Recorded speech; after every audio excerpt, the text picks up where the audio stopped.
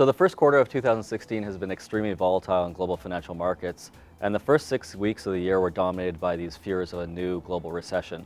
We didn't think that scenario was valid for three reasons. The first relates to oil prices. So investors were treating the decline in oil prices as a leading indicator of economic weakness, when in fact it was much more of an oversupply story.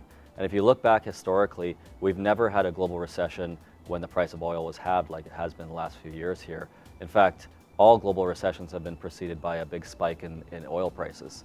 The second concept relates to the sentiment in markets. And since 2008, we've been in this post-financial crisis period where investors continue to think that there's going to be another financial crisis. Every year that those fears have surfaced, and this year hasn't been different. So psychologists would refer to that as recency bias. Investors think that the future is going to look very much like the past, and they continue to make that mistake.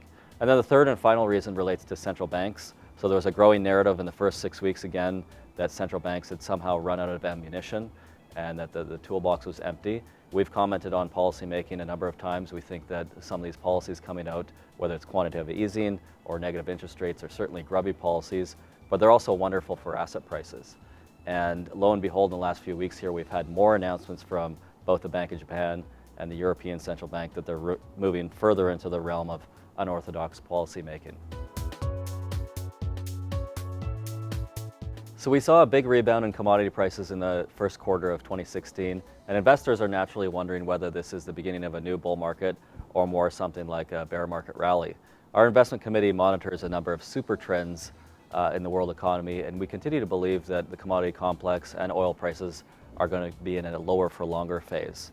So investors should start focusing on the massive wealth transfer underway in the world economy from the commodity producing nations, countries like Brazil and Russia, to the commodity consuming nations, countries found typically in Southeast Asia and even America.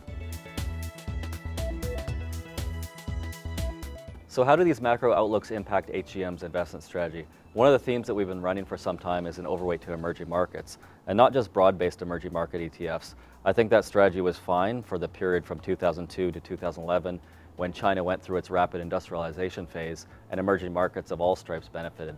Now we have a pivot in the Chinese economy away from exports and more towards domestic consumption.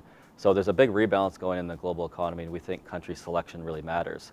So we've got low oil prices that are really benefiting a number of countries. India, as an example, is doing really well from that development, as well as a number of structural reform initiatives that are underway, young demographics, an intact banking system, and a variety of positives. So that would be an example of an overweight to one of the country-specific ETFs. So that's a quick update for the first quarter of 2016, and we'll see you next time.